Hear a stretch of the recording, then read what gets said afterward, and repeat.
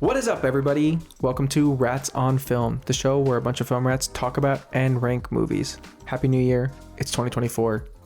No, it's not 2024. It's 2025, but the rats are talking about 2024. It's the end of 2024. And so the first episode we ever did on the show was our opinions on the best movies of 2023. Doing it again. New year, new movies, new group of rats. I have with me Tim. It's the year of the rat. I don't know if that's true, but I'm just going to declare it. I believe it's the year of the snake. No. Here on Rats on Film, it is the year of the rat. That's the thing. It's always the year of the rat. Yeah. Jordan. Hello. And I'm your host, Xander. So we're not quite at a year of rats. We started this in March, but it was Oscars time, so we started with the best of 2023. This year we're doing it a little bit early. We're actually recording on the day that the Oscar noms were announced. Now, we don't care about that. This is rat noms. Rat opinions only. And so we've done the same thing. We've each selected 3 movies that were our 3 favorites of the year. And we're going to make a little ranked list for them. You guys want to go through and say what you picked? I picked Dune Part 2, The Brutalist, and Challengers. Okay. I picked Challengers also, Nosferatu, and Wicked Part 1. I picked Sing Sing, Look Back, and also Challengers. Interesting to see how this shakes out. So we're going to do it the way we typically do episodes, where we'll just go through them in chronological order and how they were released, and we'll do our usual ranked shenanigans. Before we get into it, how do you guys feel about 2024 as a movie year? It's a pretty good year. I mean, lots of fun movies. It was an interesting year. A lot of new takes on the scene. I don't know. I had fun. It was a varied year. I think it's tough for me to say like a grand overall catch-all opinion about the quality of a year in movies in general, because I feel like all it would take would be watching a few more movies to completely change that overall opinion. I think this year stacks up at least with last year, and my memory's bad, so I don't know how it stacks up against anything else. But there were a lot of great movies, a lot of new favorites, a lot of exciting new filmmakers that I discovered this year. Your memory starts when the rats start. Exactly. Yeah, I thought it was an okay year. There was a lot of movies. I think it was maybe you could tell by my list of picks, but I think it was a good year for smaller movies. It wasn't a blockbuster year for me. I found a lot of smaller stuff that I really liked. Yeah, I think that's fair. I'll say this, it was a great year for smaller movies, for indie movies, and I think that's fine for the blockbusters. We will be talking about a couple, but I think it's okay if not every year is a great year for blockbusters. Yeah, I agree that there were a lot of new filmmakers or filmmakers who were new years ago who are really developing their craft. The 3 that I picked are directors that I like a lot of their previous work, but I think this year was like a good year of people honing in on craft and establishing themselves as more of a dynamic force in the film scene. All right, you guys want to get into it? Sure. All right, first up, Dune Part 2. What is there to say about Dune Part 2 that I didn't already say a million times in our last episode? Yeah, go check out Rats on Dune, the second episode we did. Yeah. Well, of course, our loyal listeners will have already heard that. Of course. No, I picked Dune Part 2. To me, the strength of Dune Part 2 is how relevant the medium of film feels to Dune Part 2, even though it is an adaptation of a book. I feel like they did a great job taking a book that is very intellectual and technical and cold and really giving it its own identity as a film through, gorgeous sweeping visuals and incredible score by Hans Zimmer, and really focusing more on the characters and their emotions. And I found Paul's story, Paul Muad'Dib, Usul, Lisan Al-Gaib. Dude's got a lot of names. I found his story really compelling in this one. And I thought Chani, Zendaya's character, was also a really interesting character. And I thought they did really good things to add on to her story based on her part in the book, which is a bit more minimal. And it's interesting, and we'll talk about this more with Wicked. It is only part of a 2-part adaptation, and in many ways, my feelings about this movie are tied to what I thought was a successful first part. It's interesting you bring that up. Do you guys both prefer 2 to part 1? I do. Yes. Yeah, I do as well. Well, and what I was going to say is it's interesting because I love part 1. I have some issues with it. A lot of my issues with it were how they structured it as its own movie, or how they didn't do that, and how it really does feel like just part 1. But this one, in a lot of ways, does just feel like a self-contained, obviously it's part of a larger narrative, but it does feel like sort of a self-contained story. And maybe that's partially because we're so used to sequels that pick up midway through the story. But there is, a clear beginning, middle, and end to at least this part of Paul's story. Yeah, certainly him as a character. In a weird way, Dune Part 1 almost feels like a prequel to this movie instead of this one being a sequel. Yeah, I like this movie. I'm a sci-fi fan. I think I said, I'm going to start coining this phrase. I think I said it on Aliens, but cool sci-fi shit. I like that in movies. That's a big plus in movies for me. And I feel like there's a lot of cool design and world building that goes into this. The opening scene is lit. The Sarkar and their little zero-G shoots just jumping up mountains. Cool. I like it. More of that, please. Visually looks awesome. Yeah, I mean, I've read the first 2 Dune books and obviously seen the 2 movies. And I'll be honest, I feel like I still don't fully understand the story. And I flip-flop of the way that I feel about certain characters and the way that I feel about the story. I think you're supposed to a little bit, but I just don't necessarily think it's made for me and the way that my brain works. But I do like the practical effects. I think a lot of the performances are good. There's obviously a very clear direction. To mention the score is amazing. I definitely is not the top of my list, but I don't think anyone can watch this movie and not at least respect the artistry that went into making it. Yeah, it's a very cinematic experience, I feel like, to watch. I think a lot of the reason why this takes the top spot for me, it's maybe unfair, but it does feel, like I said, it is getting a boost from a part 1 that I liked, and it is part of a larger story that I enjoy. But I feel like this is sort of a movie that is going to stand the test of time in terms of, if you look at sci-fi films, I think this is a movie that people are going to look back on for a long time. It's going to fit in the canon alongside a lot of the greats. It's interesting to think about that when it's happening, because I feel like a lot of times you don't know what films will stand the test of time. Sometimes something that's super relevant right now might go away in 5 years. Everyone will go, oh, I forgot about that. But yeah, I mean, Dune definitely, it's not original. So I was going to say like original sci-fi, but certainly one of the most inventive sci-fi films that have come out in our lifetime, I would say. Yeah. I mean, even just, if you look at other sci-fi movies that have come out recently, like clearly this one is doing something a bit different in a very good way. And they shook the ghost of Elvis out of Austin Butler. Yeah, now he's stuck with the what ghost is in there now? Phaedra Alpha voice for the rest of his life. Yeah. I didn't see the Bike Riders, but if I had, I'm sure he was just going like, hello, cousin. That's pretty much, that's right.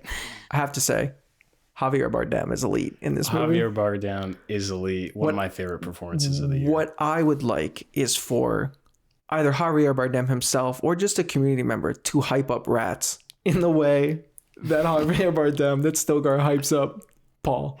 I gotta say, speaking of rats, this movie does have something of a rat in it. It does. And it also has a scene where Rats is exclaimed several times. Dave Bautista, if you want to come on the show, man. Honorary rat. I think this deserves the top spot. You know what? I'll allow it for now. For now. Only for now. Who knows what will happen. All right, next up, challengers. So this is one interesting one. We've all chosen this one. Well, yeah, I wonder if we all like this movie. This movie slaps. It's good. It's a banger. It is a true banger. I have to shout out the score again. I think my top 3 scores of the year all belong to my top 3 movies, and that's not a coincidence. That's not an accident. Like, music is always a huge part of movies, and in this movie, it does play a huge role. I mean, it's almost like I've seen people complain that it's like club music, but that is so perfect. Like, the movie just has kind of a party atmosphere in a weird way, which is a huge part of why it works. The music is awesome. And the way they use it too, there's really great silence to you get a couple looks from a couple actors to each other to all of a sudden this little techno beat kicks in. Amazing. Yeah, I mean, you need it. Imagine that movie with melodic score. Yeah. It's just not the same movie. So it is almost a character in the movie. Yeah. Well, Jordan, going back to your earlier point about filmmakers honing their craft, this is, Luca Guadagnino, who is very well known and respected, but you could take this exact script and make a completely different movie, Yeah, totally. Something that's a lot more, serious and po-faced or super melodramatic and Hallmark movie. And the way that he really relishes like the twisty, gossipy, messy relationship drama and plays that for as much entertainment value as possible is just perfect. Yeah, this is the one movie this year where I personally, and partially it's because it's a small cast, but I feel like every actor that's on screen was aware they were in the same movie and were putting the same energy into the same movie. I think a lot of the movies that we will talk about or have talked about like have big casts, so it's hard sometimes to get everyone on the same page because you have people who are on set for like a day or two, right? But I think Mike, Josh, and Zendaya are just all phenomenal in this movie and like being tuned into each other's energy too, and really showing like the contrast between their characters and the similarities between their characters, and just really working that love triangle to be as entertaining as possible for an audience member. Yeah, I think to praise the performances too.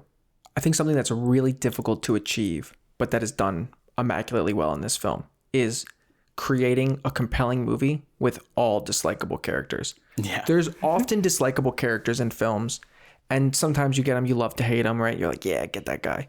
But when all three of the protagonists are primarily negatively motivated, it's so interesting to make that so compelling, and everybody draws their own allegiances when they watch it. I mean, we've had arguments within our little rat community about like, are you team Zendaya? Are you team Josh? Are you team Mike?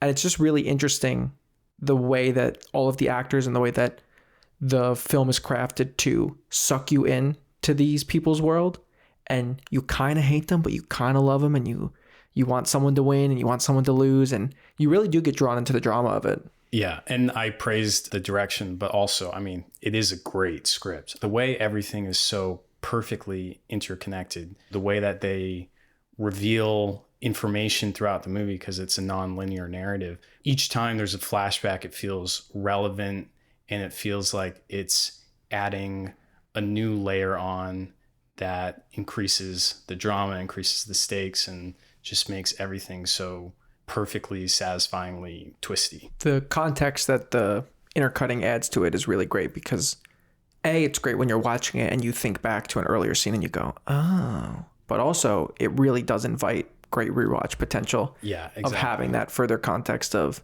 where they're at different points and what's transpired between them and all that sort of stuff. Yeah, and going back to just the script too, on paper it's kind of a movie about nothing. Like you could really undersell this movie and just be like, it's these three tennis players who have like romantic relationships with one another, but you're kind of on the edge of your seat the whole time because of the script, because of the editing, because of the direction. But I just don't think there are a lot of movies that are so simple but also keep you so entertained and like make you think about like the whole, are we talking about tennis? Like I just love that. Like it's not about tennis, but it's only about tennis. Yeah. And that's just so incredible. It's just great. It does have some banger lines. That's a great one. I love when we were teenagers. It's the best line. No, it's a great line. There's some great visuals I have in my notes. What a great ending callback. Yeah, it's also not a stereotypical sports movie. Because like the goal is never really to win. Like, I mean, it is like we get to the challengers, but it's just so interesting to put it on the, like put this relationship movie on to the backdrop of sports, but it not really matter. Well, it's great, right? Because the stakes from a sports perspective are so fucking low. They're literally the New Rochelle Challenger. New Rochelle Challenger, just like in Who Gives a Fuck New York. Like it's a windstorm. It's like volunteer workers doing it. Like it's so funny that they're trying so hard. They're these really talented tennis players that are trying so hard to win the New Rochelle Town Challenger. But the stakes is all from the relationships. And it works really well. You mentioned the wind, and that's just another scene that I love. I love how fantastical the windstorm is, and the one scene in the beginning of the movie when the three of them are sitting on the beach. The dialogue in that scene is just so theatrical, and with the score and like the way that it's shot. I don't know. It's just a movie unlike a lot of movies that I've seen. It's my favorite of the year, so I'm going to put it above Dune 2. Team Patrick, I'm also putting it above Dune 2. Team Art, it's below Dune 2, but I know I'm outvoted in both senses. Yeah, Patrick's flag forever. Next up, Sing Sing. I fucking adored it. I think we're talking about challengers in this way. Small movies, sometimes like really simple movies that are elevated to a level beyond what you would kind of expect if you pitched this. Like the pitch for this movie is just people who are in a prison, who are in a program to do theater as a form of rehabilitation. But I think that there's so much like emotion and heart and tenderness that you get from the way that it's done, the performances. And I think it's a really, really emotionally compelling film.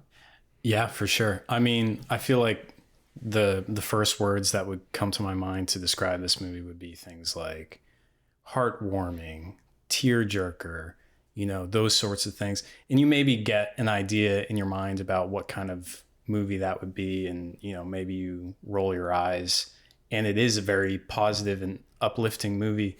But I feel like that works so much because it's all set in a prison. The very sad reality of the situation they're in is present in every frame of the movie. And that positivity that the movie has is sort of aspirational. Yeah, there's that line. I don't know exactly what the quote is, but when Clarence Macklin's character is not quite taking it seriously the first day, we're trying to experience something that is not a part of our world. Yeah, exactly. And I think that set in a prison has a certain context to it, but you can extrapolate that and apply that to so many things and have that be a really empowering, emotional place to be coming from something with. Yeah, I think it's a really beautiful film about the power of art, but then it's also set against this backdrop of the very real American prison system and how these people are trying to rehabilitate themselves and are trying to change, and maybe they've done stuff that led them to wind up in prison, but it's just such a true like American I mean, I know there are prisons other places, but like this is just like so indicative of the American prison system being a problem, in my opinion, where like we see these people and they're literally doing the best that they can and they're still stuck in these situations and there's literally nothing they can do otherwise. Like they're just trying to make the best of the life that they're given. It's just feels like a lot of the people who approached the film actually understood. I mean, there are literally people who are playing themselves, but I just think it was a little bit more true than it could have been with this premise, I guess, from like a filmmaker. But this feels like there was a little bit more sensitivity to the true lived in experience. Well, to your point too about them trying to get better, I think a thing that can happen really easily in a film like this is to veer into white saviorism. And I think what's powerful about this movie is that all of the individuals in the movie are trying to better themselves. Like it's all about finding your connection to the arts and how that can elevate your life. And I think that there's something really powerful and beautiful about that self-exploration into the world of, in this case, theater, but just in general to art. And just, it's very human. I feel like the connection to art and what that can do for people. Yeah. And to the point about real actors, I mean, or real people acting, it's not just that, it's they're playing themselves. Like these are real inmates who, were in this drama program and, they acted while in prison and now they're acting in this film.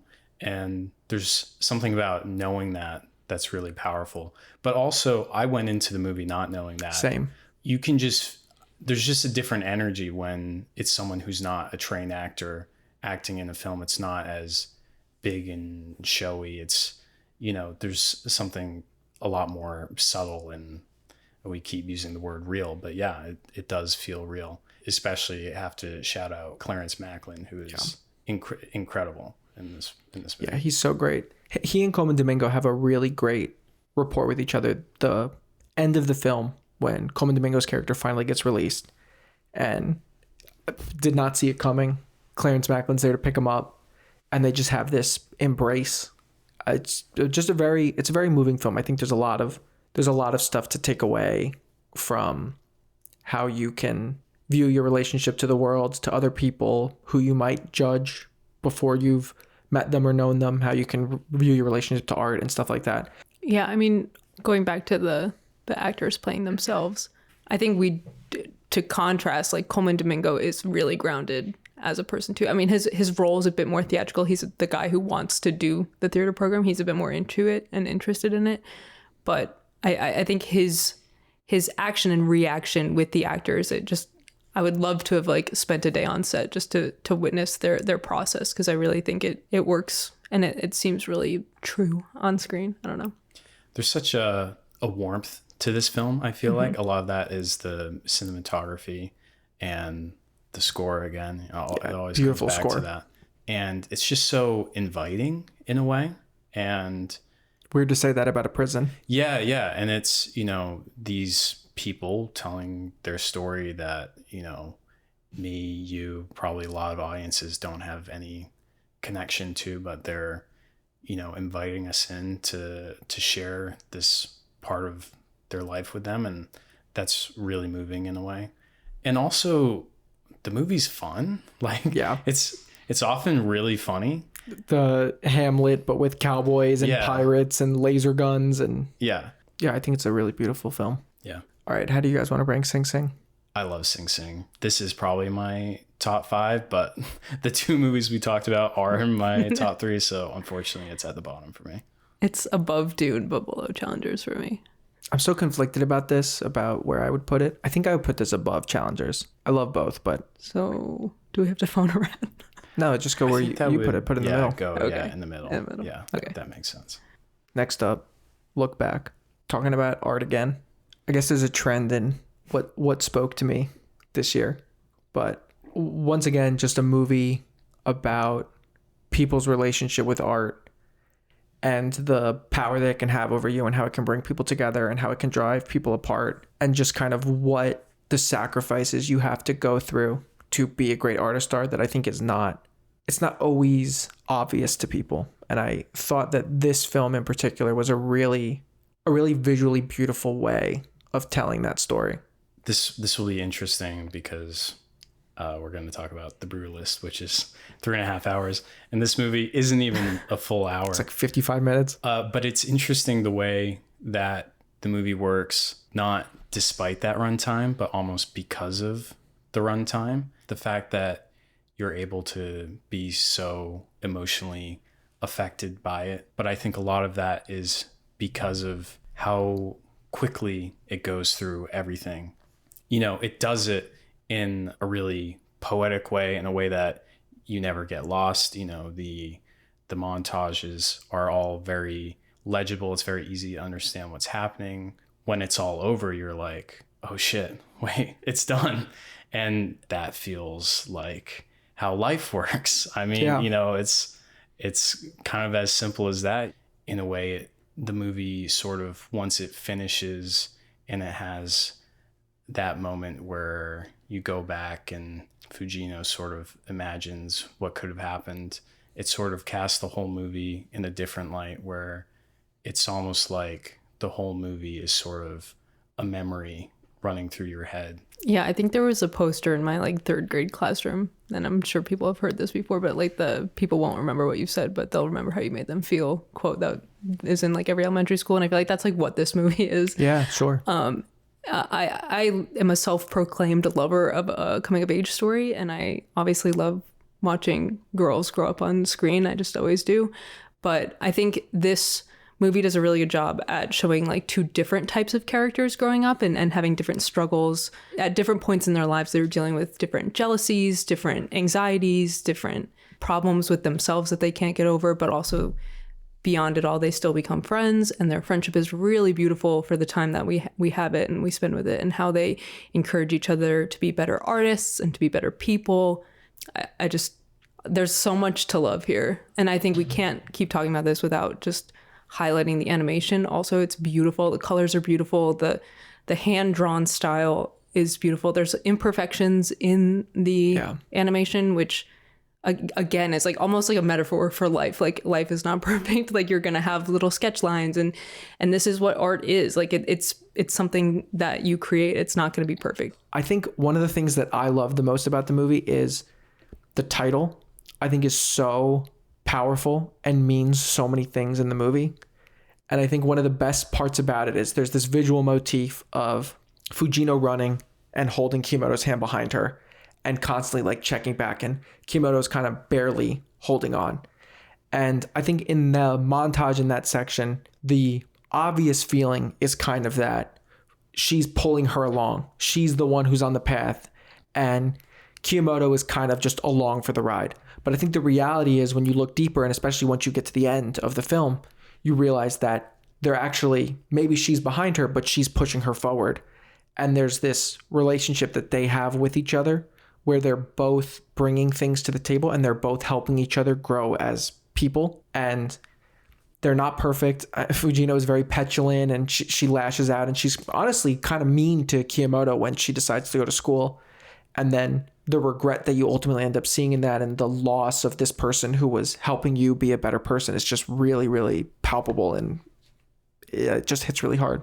I think you also can't talk about it without talking about the grief that she's feeling, and like looking back is not only looking back in regret, but also looking back fondly and trying to make something out of those happy memories while dealing with your grief and feeling somewhat responsible and trying to manage your own mental expectations of what your future is going to be and what your art is going to be without this person in your life. And it's just a lot to deal with. And I think the movie handles it pretty well. Yeah, you brought it up a little bit, but I describe this type of movie as with that scene at the end is kind of like a ballad of what could have been. Yeah. Like La La Land is one of those as well. And like you said, it's like a very human experience to think about your life that way. And yeah, the grief that she feels and the insecurity about the future and all that kind of stuff is just very, very relatable. And it's really well done. And it's a incredibly visual movie. It's basically just montages stitched together with a couple scenes. It's interesting because I almost can't imagine this movie not being animated, which is maybe a funny thing to say because it mostly is just a movie about two high school girls. But something about the animation really brings to the forefront the artistry of the people working on it, which really is fitting with the content of the movie. But also there's just something so poetic, I guess, lyrical about the style of the movie being hand-drawn like this, and it ties in well with Fujino's main form of storytelling at the start of the movie, the 4-panel manga. It definitely evokes that. Here's a simple story told simply, but this is how you can get the most out of it. Yeah, one thing that I always like too in movies that deal with some sort of physical trauma or something like that is that's not that happens, but that's not what it's about, if that makes sense. Like the stabbing obviously occurs on the college campus, but it's really more about the fallout and the regret and her thinking that she could have prevented it, or should she have not even lived her life at all? Should she have never helped her friend out of her bedroom? Like, it's not really about the violence. The violence occurs, but I always prefer when movies handle violent subjects with care, and I think this one did. Where would you guys put Look Back? I mean, I love this movie, but unfortunately, it's just going to be at the bottom. We're talking about great movies, and so. As a Dune not stan, unfortunately, it's just going to go above Dune. Above Dune. I would put this one below Sing Sing, so above Dune as well. So I'd go the same as you, Jordan. Poor Dune. I'm sorry. I do like Dune. My opinion doesn't mean anything. It happens to a rat every once in a while. Yeah. All right. Next up, Wicked. Also been discussed on Rats, but not by you two. I love Wicked. I like the musical. I've always liked the musical. And I really just think everyone brought their A game for this part one movie theatrical experience. I mean, I don't know where you start. The practical filmmaking, the performances, the singing, the choreography, the production design. I think John M. Chu is a bit underrated. Yeah. Agreed. Definitely agree. I think he really knows what he's doing when it comes to choreographing musical numbers, which of course is a huge part of this. In particular, I like the way that he layers the frame with the dancing extras, where, you know, maybe the focus is just on Fiyero, but foreground, midground, all around him, there are, you know, dancers just adding to the energy of the scene and the number. And I think sort of that approach follows through the whole movie in the way that the numbers just feel like an organic part of the world. Yeah, I think John Chu is great. I think he is definitely underrated, and I think the way that this film feels really alive, I think is largely down to him. It's a pretty long movie for being half of a musical that's barely longer than how long this movie is. But it's got such a great pace about it, and it moves really, really well, and it's really compelling the entire time. And it's down to him, it's down to the performances. It is really, really fun to watch. I recently saw the stage musical again after I saw the movie, and I think the decision to add some dialogue scenes sparingly, but to add them, I think it was the right call. I mean, I know people understand the musical, but I think on screen, it's so literal. You're just in it that sometimes you need to pause and have those dialogue scenes. But I appreciate that the people who worked on the film didn't put too much in. I think a lot of it is just the musical, and the heart of the story is the same. The music is largely the same so far. I don't know. I think it works. Yeah, I think this movie certainly does a great job giving space to these holding space places. Yeah, holding space. You know, giving space and time to make these scenes play out and not feel rushed. I mean, this is really the main thing that this movie comes down to, which is, does it justify being only half of the story? And I think easily it does. It feels by the end like you have seen a full movie. You know, there's maybe some structural weirdness here and there, just sort of comes with the territory. This movie, I think, is really carried by Elphaba's story, which does have a clear beginning, middle, and end. And I think Cynthia Erivo in particular is stunning as Elphaba, honestly. Yeah, I think Cynthia's performance just brings a lot more of the nuance of Elphaba to the forefront, and we're so close. There are so many close-up shots, like we can see her eyes, the performance in her eyes. I know the whole Cynthia don't cover my eyes meme, but like her performance through her facial expressions, covered in green paint with fake ears on, like it's crazy. She just does such a good job, and it's so successful. There's more to Elphaba in the movie than there is on stage, because on stage Elphaba is kind of, she's driven to do what she's going to do because she has to, because of the way that everyone treats her.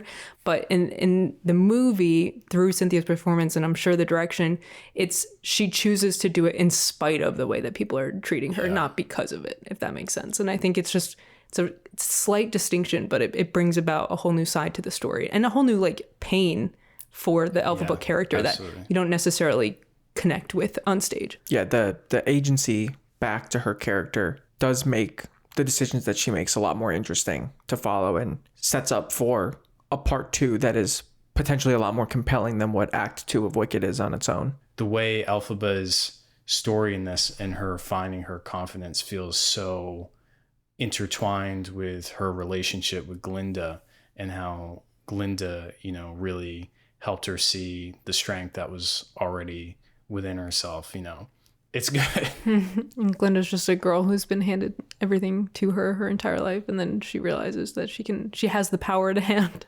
everything to someone else, and it's a tough decision for her to make. And the decision making that happens in that final song of the movie will obviously set up the next movie, but I think a lot of the nuance and like the decisions that Glinda's making, the decisions that Elphaba is making in those moments are so much clearer on screen, because we're there with them. I mean, speaking of music, obviously this is not original music, but this music is insanely good. Yes. To go back to a podcast episode I wasn't on, this is some of the most memorable music from any musical ever. Yeah, agreed. And I love the arrangements that they have here. And, you know, it feels, No One Mourns Wicked feels huge and epic and momentous, and Popular is fun, and Defying Gravity is Defying Gravity. Like, these are huge songs, and they're played up to their full potential. The performances are great from everybody. Cynthia Erivo, Ariana Grande, Jonathan Bailey, they all do a really, really great job with their moments. Yeah, I'm excited to see what's next. Where are you guys going to put Wicked? Fortunately, this also will go at the bottom. It's above Dune. Well, Tim, I'm with you. Okay. You're not I got outvoted. one. I would put Wicked below Dune. I got one. Finally, guys. Wow. Wicked's in the dirt. Yeah, it's under the desert. Next up, The Brutalist. All right.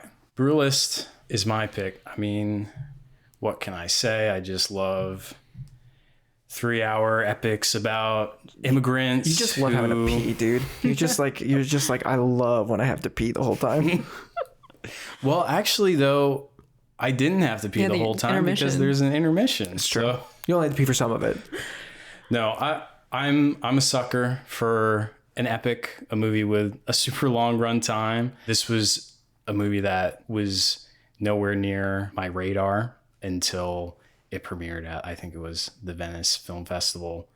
And I was just sort of like, I had never even heard of the director before. It was an indie movie with, I guess, only a $10 million budget. And yet for some reason it was 3.5 hours long, and, you know, it was shot in VistaVision, was being projected in 70 millimeter, had an intermission. I was like, what the hell? What the hell are they doing here? So I was immediately intrigued. I love when a movie lets time pass in a way that it feels like time is passing, which is important for a movie that takes place over 20, arguably 40 years for this movie. And in particular, I tend to respond to these sorts of capital A American epics. It's funny you say you love a long run time and an epic. I'm the opposite. I tend to not like that or respond to that. However, I thought it was really well done in this. Like, I don't like that at the gate. That's not an entry point for me usually. Usually I'm like, how dare you? How dare you say you better earn 3 hours and 45 minutes?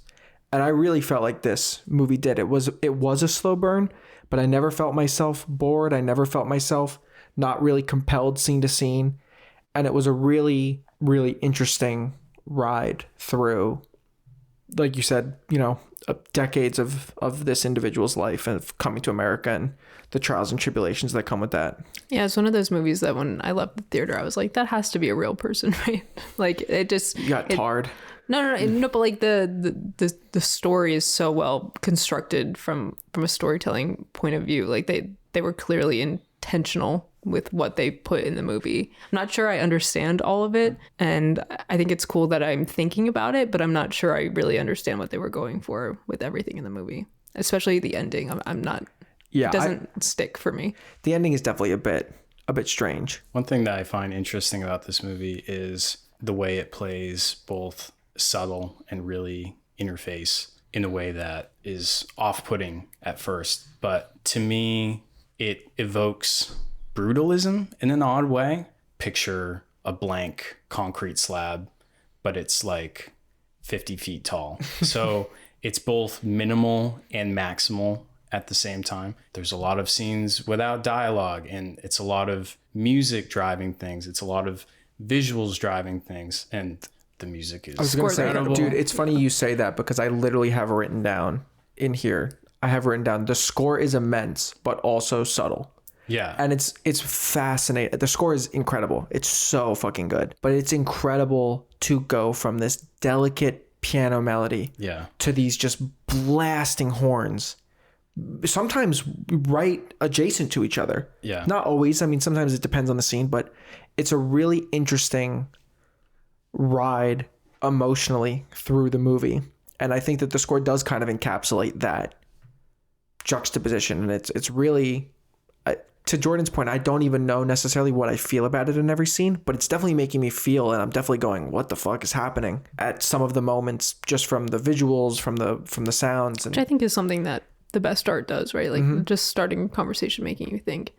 I definitely think it's intentional to evoke brutalism in the movie. Yeah, I find it just a compelling stylistic push-pull, but in a way it feels very coherent to me. And I think a lot of that is because even in the subtle moments, you know, Adrian Brody is, you know, such an expressive actor. You can tell exactly what he's thinking, even if he's not saying it. And most of the time he's not saying it because he is a very internal character. Well, yeah, you said earlier that this was like capital A America. My big takeaway from the movie is sort of the failure of the American dream. And it's interesting to go look at a character in, you know, post-war America also struggling with it and then kind of being like, was that ever a thing? Like, is that all just propaganda? And it's a very fascinating view on that because you said he's a very silent character. You don't really get a lot from him. There's something so fascinating about him. He never defends himself. Yeah. It's not until the end where you get the little monologue from the niece that you kind of get some of the context for the things that he was silently fighting for. And it's an interesting thing to then relook at the movie. But that's what's so fascinating to me about the movie is she even telling the truth? Yeah. And I think that's just so interesting to think about. Like, we just watched How this would whole she know? movie. Like, her one of her final lines, or the final line, is like, it's not about the journey, it's about the destination. We just sat through a 3.5 hour long movie. You're telling me that the thesis of this movie is that it's not about the journey? Like, clearly there's something that's not truth telling to me. Yeah, like, no, I totally agree. Yeah. Well, you know, I mean, and we had an off-pod discussion about this, but you know, I feel like this movie invites and sort of demands discussion, which is something that I love in a movie, and I love a movie that makes me think, that makes me interrogate what was it about, you know, did they accomplish that, you know, what are my feelings? Yeah, I think it's fascinating, and I'm going to paraphrase the late David Lynch, but the movie should speak for itself. Like, you don't have to talk about a movie after you make it to hone in on your point. Like, you can just let the movie speak for itself. And I think this movie does stand alone and starts conversations. And I think, I mean, everyone can argue what they take from it and what the movie's saying, but the movie is saying something regardless. It's putting something out there. So It's dense like a 50-foot tall piece of concrete. Yeah, yeah, exactly. intentionally, I think. Yeah. I think there's a lot of real substance here, and there's a lot to think about and discuss for the foreseeable future. Where do you guys want to put the Brutalist? Well, this is weird for me because I have, in my personal ranking, Dune is above it, but honestly, they're kind of neck and neck. So I'm going to say, in terms of this list, it's above everything else. So I'm going to put it at the top. You're going to put it number one? Yeah. Jordan? I'm going to put it at the very bottom. The very bottom Of this list. of this list. I'd probably put it below Dune, I think. I think I like Dune. Well, no, I'll put it above Dune. Okay. It's going to be like one above where you are. Yeah, I would say so. All right, last up, Nosferatu. I'm a big Eggers fan. I think that he's at the top of his game, like we were saying with Luca earlier. I think the technical craft that he's bringing to the table in this movie is incredible. Yeah. I think the performances and the world building, it's not necessarily a world that we haven't seen before, but the way that he handles it feels like it's new. He's bringing something new to the vampire story. Obviously, there are 100 adaptations of Dracula and Nosferatu out there, but this one still felt fresh and new. And I liked the character dynamics. I liked that there was a reprieve for comedy in the movie at times. The practical sets alone were gorgeous. Just really, it was one of those movies that you really sink into it. And it's a Sink vampire your movie. teeth in? Yeah, you sink your teeth into it. But like, once it starts, you kind of get your footing, and then you're in, and you're dreading what's going to happen because you know it's a vampire movie, and that dread just looms for the entire movie. It's like a tense feeling for the whole movie. And even at the end, like, I feel like I was still not fully breathing out. Like, it was just a visceral experience that I had in a positive, fun, horrific way. I feel like obviously people always complain about remakes, but I think it's good to be reminded why remakes are worth doing sometimes. Yeah. When there's someone who has a vision like Robert Eggers does, and everyone has a different take on it. I feel like maybe my favorite version going into this was the Coppola Dracula. It's a wild And film. that's a wild one, and it's completely different. You know, this one is very cold and austere, and the way he sets the atmosphere is just perfect to me. Yeah, visually this one is really stunning. I think it's shot really great. Production design is great.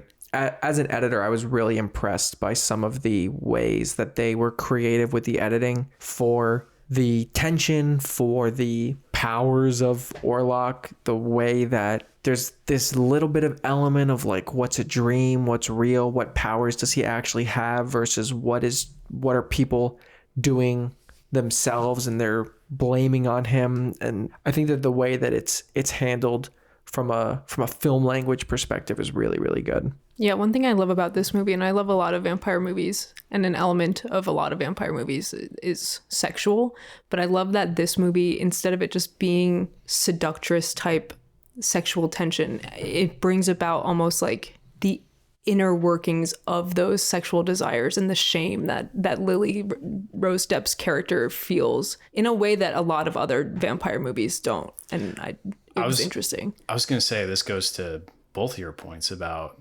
Lily Rose Depp's character, the sexuality, and also the vampire and the mythos is, I really love how primal and animalistic everything feels. Eggers is obviously very interested in folklore and the occult. And there's something that just feels sort of deep down, unsettling, base instinct kind of it's just off-putting. Like everything about it is just like you're like, ugh. Exactly. To Orlok, to his whole deal, and also the way that he seduces Ellen, and the way that dynamic plays out, and the way that sort of primal folklore element is so at odds with the very straight-laced, buttoned-up Victorian setting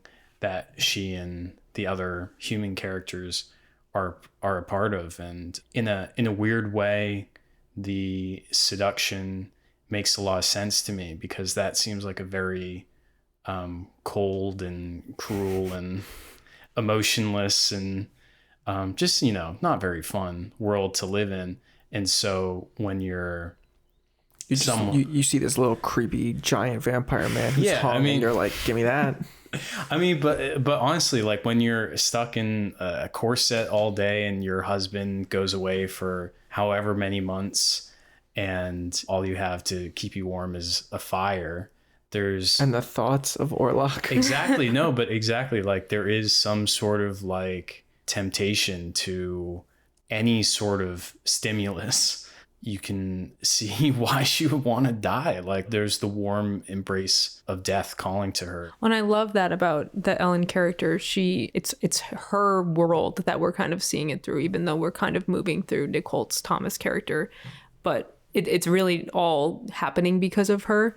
And she even thinks that there's like some joy of her life that Thomas can just take over. Like she marries him because he feels safe, and she thinks, oh, like maybe things will be fine. But it has to be her at the end of the day. Like she's the one who has to kill Orlok. Like she has to reclaim her demons. And I just think it's well done. Yeah, it's a pretty basic movie in that at its core, it's really this exploration of good and evil. But what I think is interesting about it is, maybe other than Nick Holt's character and Orlok's character, who are maybe fully good and fully evil respectively, everybody has good in them, everybody has evil in them. And there's a line in the movie about that. And the only way you're ever going to beat evil is by acknowledging your capacity for it and knowing that, and then eliminating that in the ways that you can, like take agency for yourself. And the Lily Rose Depp character, instead of being the damsel in distress, is the person who actually steps up, recognizes the evil that she's brought into the world, and is like, let's get this guy out of here. Also, incredible. I'll suck him dry. Incredible contortionist work from her in this movie. The fact that like that wasn't even a body double, good for her. We got some full exorcism shit. And incredible whatever the hell Bill Skarsgård was doing. I mean, crazy. Unrecognizable. I don't believe that that's Bill Skarsgård. That could be any man. It's a nightmare demon. Yeah, it's Count Orlok. They actually found Orlok, and they were like, oh well, people will buy it. It's Bill. Yeah, sure. I thought Willem Dafoe's performance also was good because it was a bit more grounded than we sometimes see Willem Dafoe be, but I think it plays its part in the movie. Ultimately, the movie does follow a lot of the typical vampire rules, but going in, it becomes obvious that it's not a typical vampire. So there is sort of, while you're watching, this element of, I actually have no idea how this particular interpretation works. Well, even the setup is weird. That the vampire wants to buy a house. That's the setup of the movie. He bought a house. We bought a zoo. Orlok bought a zoo downtown, and he's coming to fill it with rats. He's just the guy. Good rat representation. But that's what makes it more scary, because I think when you have in your head like the lore of a vampire and you get, I don't know, you kind of separate yourself. Like, that couldn't happen to me because I know what a fake vampire is. But like when you ground it a bit more, that's what makes that feeling of dread feel like more realistic, and it feels like, oh, maybe that could have happened. Like, maybe that is the way that vampires could have existed. Yeah, he's like, you know, they've tricked you into being scared all over again at a story that you've heard a million times, which, you know, I think is really impressive. Yeah. Where do you guys want to put Nose? Under Challengers. Under Challenger number 2. This is going to be above Wicked, under Dune for me. This is gonna be last for me. I'm a scaredy rat. It's not my vibe. Scaredy rat. I just don't care so much for the vampire story. I thought it was well made, but it's just not a fave of mine. Totally valid. So I guess it'll just go under Dune. Yeah, that's fine. But listen, I love all these movies. Yeah. Nosferatu. All right, let's hear it. Let's hear the final list. The Rats on Film list for the best films of 2024, objectively in our opinion, starting from the bottom: Wicked, Nosferatu, Dune Part 2, Look Back, The Brutalist, Sing Sing, and The Big Cheese, Challengers. At least my number one got number one. Kind of expected that Challengers was going to be top when it was on all three of our lists. Yeah. Well, listen, none of us are completely happy with this list, but that's just how. That's the nature of the show, dude. Works. People get mad and like, yeah, it's the show where we rank things and no one's ever happy about it. Exactly. Yell at us in the comments why we didn't talk about your favorite movie or why we put Nosferatu too low or something. What's your honorable mention that didn't make your list? Yeah, that's a good one. Do you have one? Oh, I have one for sure. The Substance. I love The Substance. I love everything about it.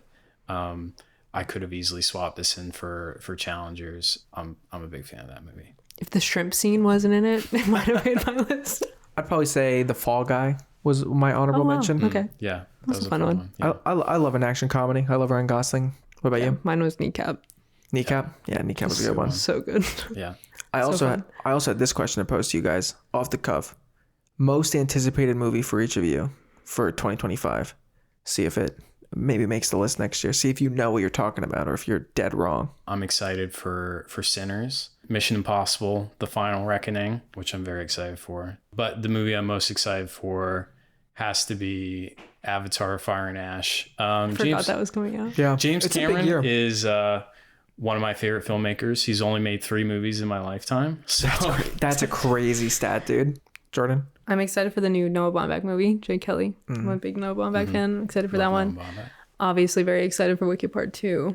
And then of course. To just be a fan of a blockbuster moment, I'm excited to see what they do with the third Knives Out. Oh, true. That's a good one. That's a good pick. That's up there. Yeah, 2025 on paper looks like a good year. I'm going to pick Mickey 17 for my most anticipated.